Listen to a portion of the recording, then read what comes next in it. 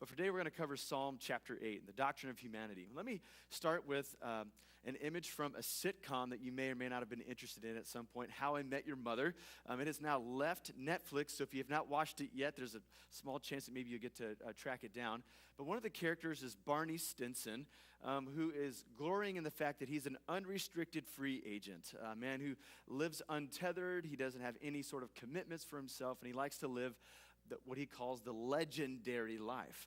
And as they were bringing this series to a close, it was indicative upon the writers to try to bring some formation of each character. And this happened for Barney, in particular, in one episode towards the end of the series. It starts off with the same usual setting where he has spent time with someone who he doesn't intend to spend any more time with. And he says to her in a bit of a facetious tone, "You are the love of my life. Everything I have and everything I am is yours forever." But we all know that he doesn't mean it, so we're kind of laughing our heads off as he parts ways with this person. But towards the end of the episode, he discovers that he's a new dad. And the bottom picture of the slide shows the first time that he gets to hold this fragile new baby girl in his arms. And the writer was clever because the last lines that he says in the episode are those same lines that he said facetiously earlier in the episode. "You are the love of my life. Everything I have and everything that I am is yours forever." Barney has had quite the transformation. He has moved from A to B because of this vulnerable baby that has moved in the midst of his life. It's caused him to be this unrestricted free agent who gets to do whatever he wants, to be anchored down for a purpose, something larger than himself and completely outside of himself. It seems as if we study the human experience and the condition that we have, that we must go through the same transformation process. We would like to think that we can do whatever we'd like and make any decision that we can, but there's something within the human experience that calls us to be anchored down and to settle and to make sure that we have a commitment larger than ourselves to donate our time to. And that seems to be at the heart of Psalm 8. Now, this song is definitely a song about God. It mentions God again and again and again. But this is also a psalm right in the middle of it. It talks about who we are as people. And so this morning, what I wish to do is unearth some of those ideals of what it means to be truly human before God. And this is something we need to grapple with because many folks suggest that the human species is a languishing species. Unlike any other soul creatures out there who live on utilitarianism, just simply chasing their greater good for themselves and the greatest pleasure, we are a species that can put aside the greatest pleasure for a greater good. Even if it means detriment to our experience, even if it means more work and more labor and more burden for us, for some strange reason, we have a decision to make deep within. We can chase pleasure, we can be that unrestricted free agent, or we can chase something larger than ourselves that sometimes limits the things that we can actually do. But the question that we have in the midst of being a languished species, particularly one who wants to make most of our life before God, is how do we donate ourselves to the greatest good? Because it's not just donating ourselves to somebody else's effort or something else out there that's good enough. Have you ever met someone in your life who is deeply dedicated to something that's really not worth it at the end of the day? I went to a Milwaukee Brewers and Chicago Cubs game in Milwaukee, which means there were more Cubs fans than Brewers fans that day. Many Cubs fans cannot get a ticket at Wrigley, and so they drive just an hour north to Milwaukee. But on this night, the Brewers got the best of the Cubs. And I remember that one of our outfielders hit a 3-run home run to put the game completely out of reach. And after that was over, this young Cubs fan, probably 25 years old, said some words that we don't say in church or around young people, or maybe that we shouldn't ever say. And he stormed out of the stadium, and he lost his mind through this huge temper tantrum. And just as I was saying to myself, I feel sorry for that guy, a 25-year-old woman who seems to be matched with this guy followed close behind him. And I thought, I feel really sorry for her as well. For some reason, this guy has donated the best of who he is to something that really doesn't ultimately matter at the end of the day. And the poor gal attached to him, she is left to manage something that ultimately doesn't classify as the greater good and the greater purpose. And so we need to be transformed this morning. We need to have our eyes open. We need to have some sort of a rubric of how do we know that we're donating all of who we are to the best thing possible. So I think in there we can turn to Psalm chapter 8 for some answers. The first thing peculiar about this psalm is that it's the first psalm in the whole Psalter and all the book of Psalms that begins to address God in the second person. And we see this again and again throughout the psalm, but we see that in an interesting way in verses 1 and verse 9, the first verse and the last verse. This whole song is bracketed by the same confession. It says, Lord, our Lord, how majestic is your name in all the earth. You have set your glory in the heavens. Lord, our Lord, how majestic is your name in all the earth. And so those two confessions are the last things. So the first thing, and that's the last thing that we hear as we take in this psalm. But if you and I were to take in the rest of it, you would recognize, and I would recognize, that in every verse except for verse 7, the pronoun you or your is mentioned. 12 times in this short psalm, the psalmist is speaking to God as you. And not just a random you that's out there, but a you that he seeks to know personally. And what a confession to make this morning, that as the people of God, we can approach this God by addressing him as you. Not just some collection of data points out there, not just a frame of reference for how the world came into being, but a divine person who opens up the door of relationship to us, and we can find that we're in relationship uniquely with this God. And this is something that should swell in our souls. It should be something that reorients our life to pursue this mysterious God whom we're given the license to call you. And I think this is something that corrects us in some extremes that we see in religious life. On the one hand, there's an extreme of people who are so sure they know everything about God that there's this unwavering confidence that they have. But the more that you talk to them, you ever met a person like this before? The more that you talk to them about this God, they seem to more know about the data or the theology about God instead of the person of God himself. It's like a person who studies art. They take art 101 and they go on Wikipedia and they go on YouTube and they have all the data points about a painting, a famous painting that's out there.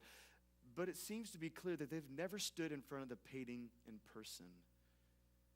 They know a lot about it, but it doesn't seem to connect at the deepest level of who they are. There's some people who approach God like that. They keep God at a distance. They can answer all the questions on the quiz. But at the end of the day, we're left scratching our heads after having a conversation with this person, and we ask, have you even met this person before? Even though you know much about them. But there's another extreme. There seems to be this hospitality in our culture, which is actually a beautiful thing, that tries not to say anything about God because we need to give everybody the equal chance of trying to give their ideas about who God is. And so any name that we try to give God, or anytime we try to address God, they're like, no, because he's way bigger than that.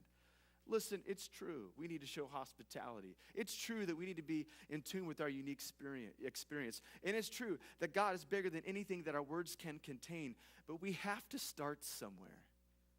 If we're going to walk with this God, we have to start somewhere. And so the encouragement that we get from Psalm chapter 8 is begin to address this God as you. Wake up in the morning and offer your prayers not to just the divine or the great energy out there. But start the prayer with you. When you say, I love you, God, expect that something deep within your soul is going to resonate with that confession to where you're actually quite compelled to say, I love you too, because you've already heard, I love you from this God. Because this God is speaking and he's drawing us into a great, deep relationship. Yes, this song is soaked with God, but not just God in the general sense, but in the God that we can encounter in the depth of who we are. Well, once we have that established, the psalm goes a bit further because then we can find our place as human beings. This psalm is soaked with God. It's bracketed by this great matching confession of God's majesty. But it's also animated by a question, or better, by a quest. In verses 3 through 4, the psalmist begins to take all that is created. Perhaps the psalmist is writing this song while he's staring at the night sky. And he begins to ask questions of this great God he calls you. He says, when I consider your heavens, the work of your fingers, the moon and the stars, which you have set in place, what is mankind that you are mindful of them? Human beings that you would care for them. And all the great mystery of everything that's out there. You have this peculiar creature, this languishing species in which you are so mindful of them. But then the psalmist goes further and gives quite the tension about our experience as human beings. And this tension is mentioned in verse 5. Let's take in that tension together this morning. The psalmist says, you have made them a little lower than the angels and crowned them with glory and honor. Let me speak to this great tension with lower and glory piece by piece here. The first thing is that human beings, we are a lowly creature. Other parts of the scripture say that we're the people of the dust. That when God created humanity, he formed us from the dust of the ground, and he breathed into our nostrils the breath of life, and we became living beings. There is great frailty to who we are. And not just because we have a certain amount of days and we'll give up our life and we'll return to the dust where we came from, but there's frailty at every turn as human beings. Each of us knows that at some level we're a pile of dust.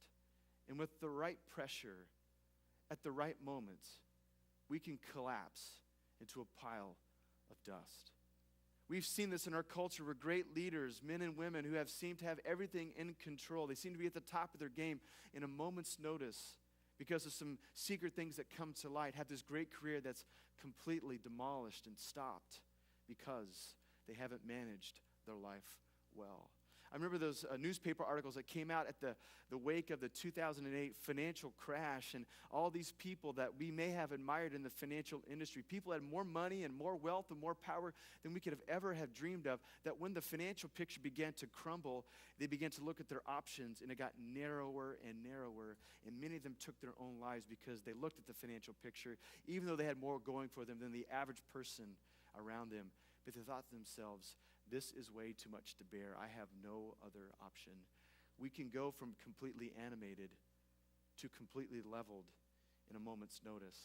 What the psalmist tells us here, that because we're a lowly creature, our salvation projects do not amount to much. The ways in which we think that we're brilliant and untouchable and we have everything at ease can be stopped in a moment. Therefore, we need a rescue because we need to be rescued from ourselves. We need to be given a greater image and a greater vision of what it means to be human than just what we can store up for ourselves, because we are a low people that can be brought to ruin in a moment's notice. But the other side of it is equally as important, that we are crowned with glory and honor. In the original language, the Hebrew language, this word for glory is the word kavod, which is simply a weightiness. And I think it's a great picture of people who have power. You ever been in a meeting before where even though people have different titles and different responsibilities in that meeting, there's a person who has the greatest power in that room? That when a question is lobbed to the group, nobody says anything until that person weighs in first. John Maxwell, in his book, The 21 Irrefutable Laws of Leadership, called this the law of E.F. Hutton, the person who is really in charge. That's the image that we get here for kavod. Human beings placed in the midst of God's creation, we carry a great weight. The things that we do, the things that we care about, have great ramifications and great consequences. We see this in a coach who, in a key point in a game, when a kid goes up to bat and they've got runners on second and third and they're only chasing one run, and that kid swings as hard as he can, but he strikes out in 3 straight pitches. When that young person goes back to the dugout and they hang their face and the third base coach has an opportunity to address them, the words that they say carry great weight. If they speak with optimism, if they speak with encouragement, it sets a mood. If they lose their minds in disagreement or in discomfort or in anger towards that young person's performance, it shapes the mood and it shapes that person in a completely different way. In the same way, the people of God have great responsibility and a great license in this world. And so we put these two things together, we're quite the paradox. We're lowly on the one side, but we're quite heavy on the other side. Ultimately, what scholars suggest about Psalm 8 is that this is a proclamation that God is allowing the human beings in this world to have borrowed power. God works with us. He allows us to enter into the great work that he has in this world, and with it comes great responsibility. We put that in mind with ourselves. We look at the Psalms before this psalm. We have quite the interesting picture. In Psalms 3 through 7, if you were to take those all in one reading, you would come to the conclusion that it's not an advantageous thing to be a human being because suffering follows the human. In Psalms 3, 4, 5, 6, and 7, it doesn't seem to be the greatest experience for us. But there's a key change in Psalm 8. Instead of magnifying the problems that we have in our lived experience, the psalmist says that even though we're created a little lower than the heavenly beings, God has crowned us with glory and splendor, and he's placed us in charge of the created order that's around us. This is the interesting picture that we will grapple with for the rest of our existence. And this seems to be at the heart of the book of Job. Scholars suggest that perhaps Psalm 8 is in the back of the writer of Job's mind as they're putting the story together. You know the story of Job. Job's lost everything, and he's beginning to wonder what existence is all about. He's questioning the meaning of life, and he's trying to bring God on trial for it. And so in Job 7:17, perhaps at the heart of his early argument, he says this: "What is mankind that you make so much of them, that you give them so much attention?" He thinks it's ludicrous. He thinks it's absurd. But in the long, winding argument, and finally as Job is able to face God, we see at the end of Job's lines in the book of Job, in Job 42, verse 6, Job changes his mind. After God's able to address him, Job says, "Therefore I despise myself and repent in dust and ashes." Job's not being dramatic here. What he's ultimately saying is, I've changed my mind. There's actually much more to see with these dusty creatures than what I had originally expected. There's much that can be done in and through the people that you create. I was watching with delight this week as the much anticipated school that LeBron James, the professional basketball player, the I Promise School, opened up in his hometown, Akron. Some of you may know LeBron's story. LeBron was a kid at risk in Akron. Grew up without a father. He was great at basketball, and because of his ability to play sports, he was able to make it out of his neighborhood alive. Many people like him do not. And so he made this promise to Cleveland. He made this promise to particularly his old neighborhood. He was going to try to make some changes. He was going to try to pave the way for a different reality. And so he set aside money and planning and all the intention and all of his joy and heart for his old community. And he opened the Promise School, and they opened for business earlier this week for classes. And this is what he's offering to the I Promise School community. Not only is it a brand new school and school building, but they get free tuition, they get free uniforms, a free bicycle and helmet, free transportation within 2 miles, free breakfast, lunch, and snacks, a food pantry for families, GEDs and job placement services for their parents, and guaranteed tuition to the University of Akron for every student who graduates.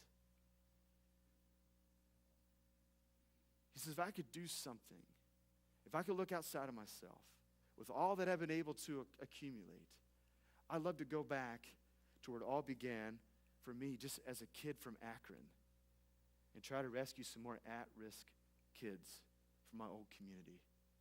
Now, is this going to guarantee that all of them get there? Absolutely not. Is there responsibility for people in his community? Absolutely. But at least he has tried to look outside of themselves and to be anchored in a larger purpose. And he's paved the way for light and for life in the wake of all of his accomplishments.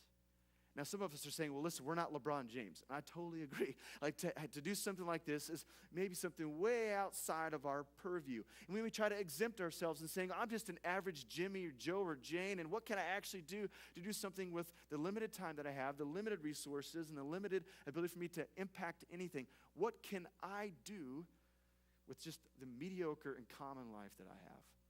Let me draw our attention back to a blog post that came from Advent Presbyterian from Georgia Smith as she talked about Honduras.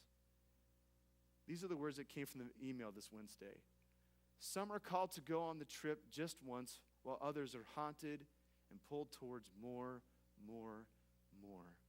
My passport stamped 9 times leads me to believe my phone is still ringing with Honduras being the caller.